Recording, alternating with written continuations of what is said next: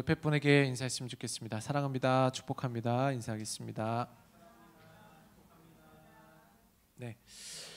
오늘 본문의 전 상황들을 보면 부자 청년에 관한 이야기가 나옵니다.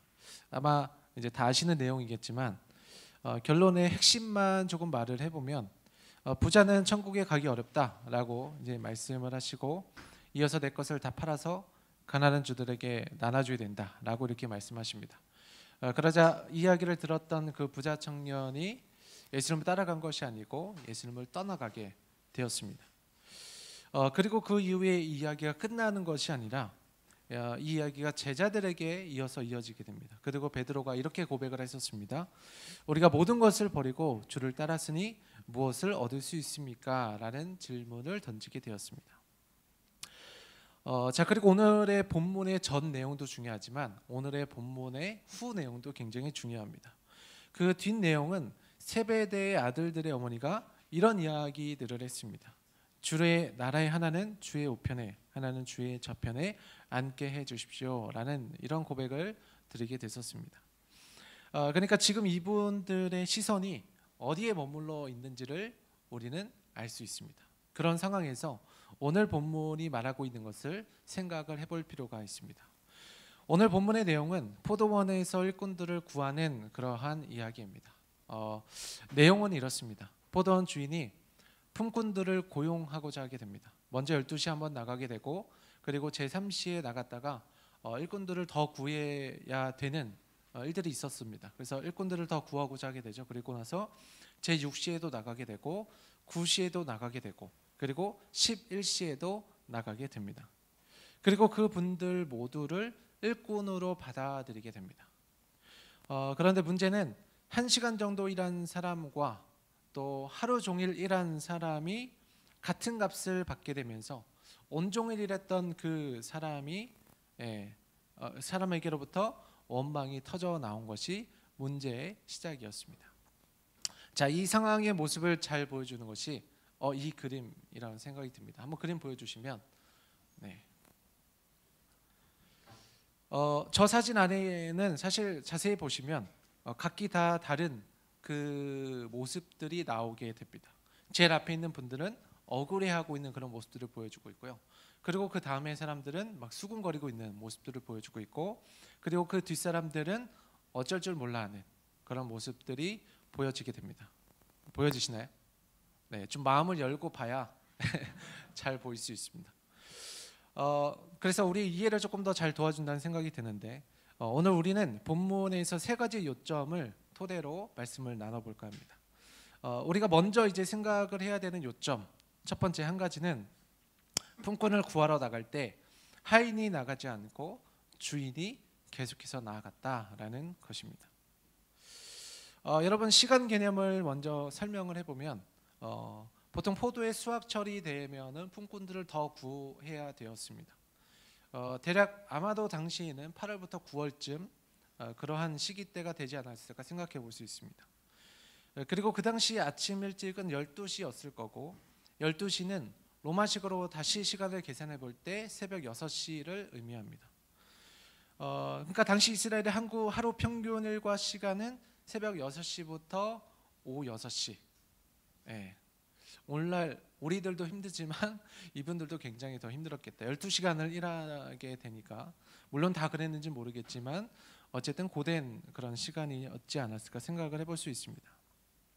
자, 그래서 품꾼을 모집하러 가는데 여기서 사용되었던 단어가 이 품꾼을 향했던 단어가 에르가테스라는 그런 단어를 사용하고 있습니다. 품꾼에는 두 종류의 사람이 있었습니다. 한 종류의 부류는 장기 계약으로 오랫동안 계약이 돼서 이제 집과 식사를 보장받을 수 있는 그런 품꾼의 종류가 있었고요. 그리고 다른 또 한 부류의 품꾼은 하루 벌어서 하루 살아가는 하루 인생의 분들이 그런 부류의 분들이 있었습니다. 근데 오늘 본문에서 등장하고 있는 그 품꾼 에르카테스라는 이 단어의 품꾼은 바로 후자의 분들을 얘기하고 있습니다. 그러니까 만약 오늘 하루를 벌지 않으면 나와 내 가족이 온종일 굶어야 되는 그런 상황이었기 때문에 단순히 하루를 못 먹는 것이 아니라 이들에게 있어서는 생명과 같은 일이었습니다. 생명이 달린 문제였다라는 것입니다. 자, 이런 상황에서 포도원 주인이 계속해서 찾으러 나갑니다. 그것도 화인을 보내는 것이 아니고 본인이 직접 찾으러 나가는 모습을 보여주고 있죠. 9시에도 나가고 12시에도 나가고 3시에도 나가고 6시가 마감인데 5시에도 나가게 됩니다. 아마 이런 모습이 오늘날의 인력사무소와 같은 그런 모습과 비슷하지 않을까 생각을 해볼 수 있을 것 같습니다.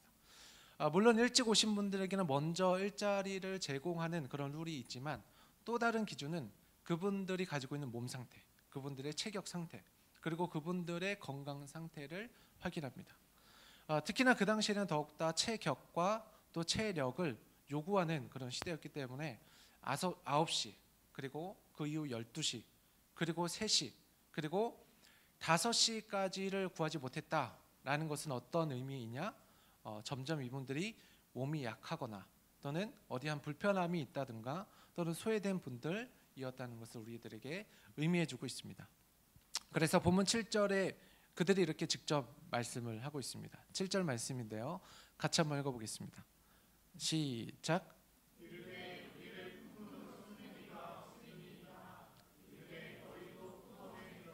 네. 왜 쓰는 사람이 없겠습니까? 아까도 얘기했듯이 세상적으로 보기에는 이분들의 모습이 가치가 없는 것처럼 느껴지는 모습들, 그러니까 그런 취급을 받아왔던 분들이었기 때문입니다.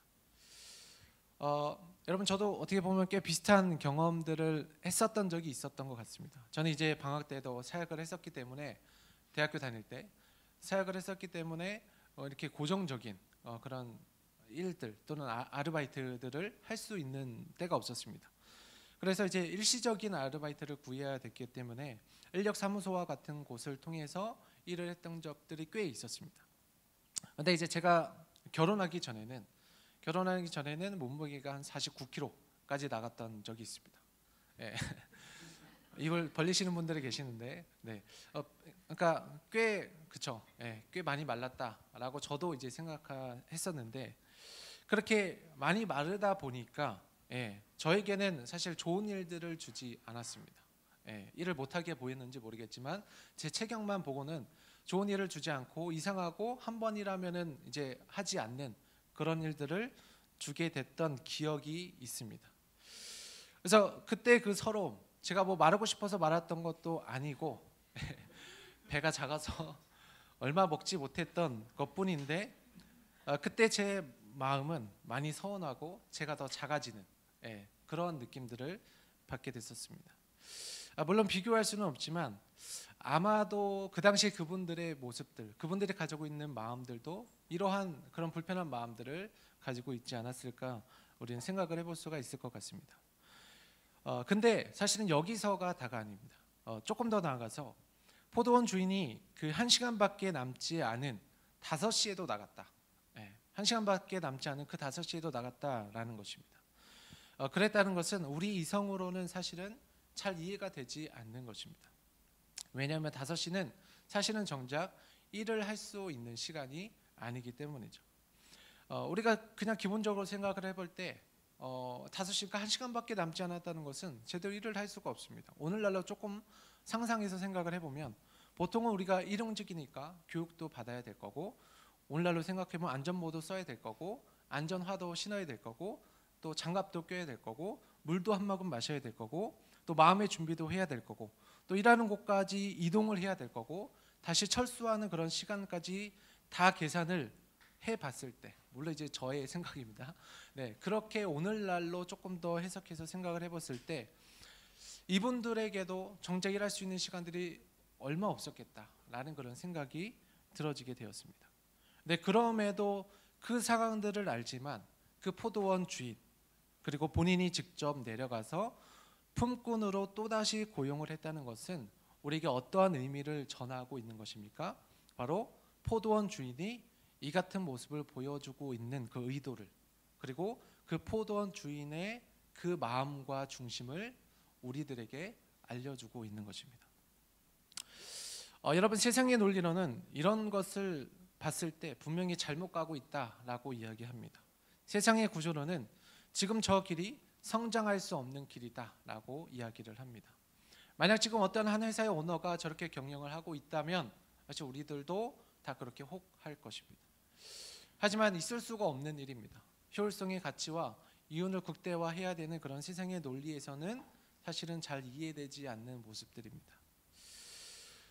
초대교회가 공동체로서 이제 처음 모이고 나서 했던 일이 세 가지가 있었습니다. 사도행전 2장에 보면은 가르치고 교제하고 기도하는 일이었습니다. 이렇게 이들이 성령 충만함을 받고 나서 그들의 눈에 가장 시급하게 보였던 일이 뭐였습니까? 말씀 같이 한번 읽어보겠습니다. 2장 24절입니다. 같이 한번 읽겠습니다. 시작. 손을 펴나 각 사람의 그러니까 그들의 가장 시급하게 보였던 문제는 이러한 그들의 필요의 문제였습니다. 사람들의 필요가 보였던 것이고 사람들의 부족함의 문제가 보였습니다. 여러분 반드시 우리가 성령의 충만함을 받으면 어떤 우리의 목소리가 커지는 것이 아니라 우리 자신이 드러나는 것이 아니라 바로 타인에게 영향력이 흘러가게 되는 것입니다. 우리의 시선이 삶의 고통과 어려움을 가지고 있는 분들에게 반드시 돌아가게 되는 것입니다. 왜 그러냐 하면 세상으로 가득했던 내 마음 안에 바로 이해할 수 없는 그 예수님의 사랑, 이해할 수 없는 그 예수님의 섬김을 우리 모두가 먼저 받았었기 때문입니다.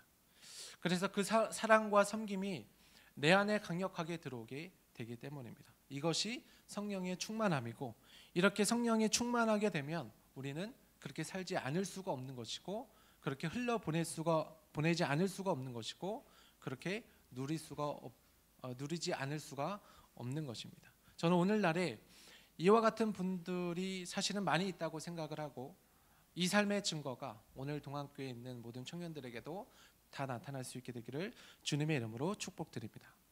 우리 두 번째를 보면은 그리고 나서 두 번째와 세 번째는 연속해서 이제 볼 텐데 우선 우리가 살펴볼 요지는 일꾼을 대표하는 노동자들의 그분들의 반응입니다. 일부러 2번과 3번을 변경했습니다. 순서를 일꾼들의 반응을 좀 살펴봐야 됩니다. 그 당시에는 보통 하루 일과를 마치고 오늘 수고한 대가를 지불할 때 그날 저녁에 늦게 들어온 순서대로 대가를 지불했었다고 합니다. 그래서 오늘 본문에서도 마찬가지의 모습들을 보여주고 있죠. 페이를 한 분 한 분씩 다 지불하고 있습니다. 제일 먼저 받은 사람은 5시에 왔던 분들이었습니다. 그런데 그분들이 얼마를 받았습니까? 바로 1데나리온을 받았습니다. 자, 아마 그 당시에 듣고 있었던 유대인들은 이때부터 약간의 충격을 받고 있었을 겁니다. 그런데 더 들어보기로 합니다. 이후에 3시에 왔던 분들에게도 지급을 하더니 동일하게 1데나리온을 지급했습니다. 뭐 얼마 차이가 안 나니까 5시나 3시나 그렇게 큰 차이가 안 나니까 이분들에게 동일하게 1데나리온을 줬겠구나라고 생각할 수 있습니다. 하지만 이후에 12시와 9시에 왔던 그 품꾼들에게도 동일했고 또 우리만큼은 다르겠지 생각했었던 맨 처음에 새벽 6시에 들어왔던 품꾼들에게도 받았던 금액은 동일하게 1데나리온이었습니다. 1데나리온. 자, 여러분 같으면 어떻게 하겠습니까? 사실은 이것이 보통 일이 아니죠. 내가 그런 혜택을 받았다면 정말 땡큐이지만 나는 아무런 혜택이 없는 것처럼 느껴지는데 저 사람만 혜택을 받는 것처럼 느껴진다면 우리도 가만히 있을 수가 없을 것입니다. 그러니까 사실 저분들의 저러한 모습들이 이해가 되지 않는 것이 아니죠. 아니 오히려 어떻게 보면은 저분들의 저러한 모습들이 오늘날 저와 여러분의 모습입니다. 여러분 저는 우리가 꼭 조심해야 되는 것, 우리가 신앙생활을 하면서 꼭 조심해야 되는 부분은 바로 공로의식이라는 생각이 듭니다. 우리가 이 공로의식에 사로잡혀 있으면 반드시 그 주인이 내 자신이 되기 때문에 이 길은 우리가 비교의식으로 이어지기가 쉽습니다. 그리고 이 비교의식에 사로잡힐 때부터 우리는 우리 자신을 망가뜨리며 살아가게 됩니다. 이때부터 우리는 불행과 행복을 자꾸 외부에서부터 찾게 됩니다. 상황과 환경에서부터 우리는 찾아지게 됩니다.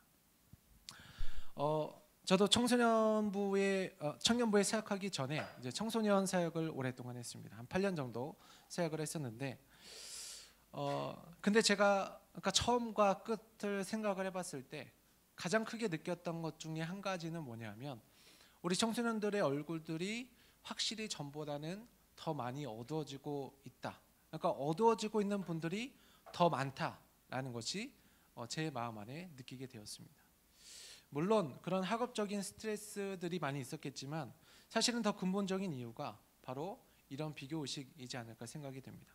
그러니까 애들이 잘해도 그때 잠깐인 것뿐이지 조금만 지나도 바로 이제 불행 모드로 전환되는 그런 모습들이 있는 것이죠. 왜냐하면 세상은 누군가가 높아지는 사람이 있으면 반드시 누군가는 낮아지는 사람들이 있는 건데 그 결과 이상으로 밖에서 나의 존재 가치를 찾으려고 하기 때문입니다. 그러니까 상황에 따라서 매번 아이들이 이제 변화된 그런 모습들을 불안한 상태를 볼 수 있는 모습들이 있었습니다. 여러분 사실 우리도 이러한 공로의식과 또 비교의식에 많이 젖어들어 있지 않는지 우리도 돌아봐야 합니다. 우리가 세상적인 상대적인 경제 원리에 너무 익숙해져 있으면 우리는 하나님의 그런 절대적인 은혜의 원리를 잘 느끼지 못하며 살아가는 경우가 많습니다. 사실은 오늘 본문을 봤을 때 이분들은 3시에 왔든지 또는 12시에 왔든지 9시에 왔든지 6시에 왔든지 사실 그들이 잊지 말아야 하는 것은 포도원 주인이 나에게 기회를 베풀어 줬다는 것, 그리고 나를 받아주었다는 그런 사실들을 잊지 않아야 했습니다. 실제로 이런 일들이 자주 있는 일이 아니었다고 합니다. 하지만 그들은 그 은혜를 전혀 생각하지 않습니다. 그 기회를 오로지 자신들의 공로로만 생각하고 있는 모습을 볼 수 있습니다. 그러면서 이런 비교의식에 사로잡혀 있는 모습을 볼 수 있습니다. 여러분 아까 처음 서론의 제자들과 또 세베대의 아들들, 내 어머니의 시선을 우리가 함께 살펴봤습니다. 그분들이 주장했던 것들이 어떤 것이었습니까? 내가 이만큼을 버리고 주님을 따랐는데, 내 자녀들이 이렇게까지 했는데 그에 합당한 보상의 요구들을 하고 있는 모습을 보여주고 있습니다. 하지만 하나님의 나라는 그렇게 세워지는 것이 아닙니다. 그러면 어떻게 세워집니까? 본문 20장 16절에 이렇게 이야기를 합니다. 같이 한번 읽어보겠습니다. 시작.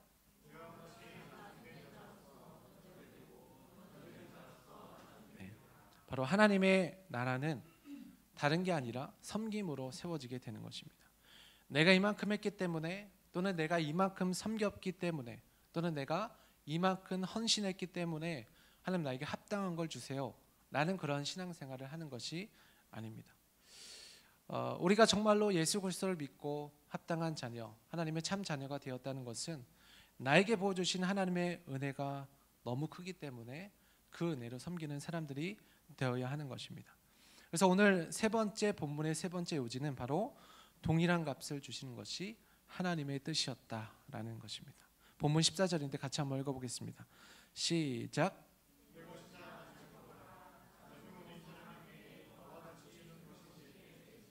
네, 주님의 목적은 다른 것이 아니었습니다.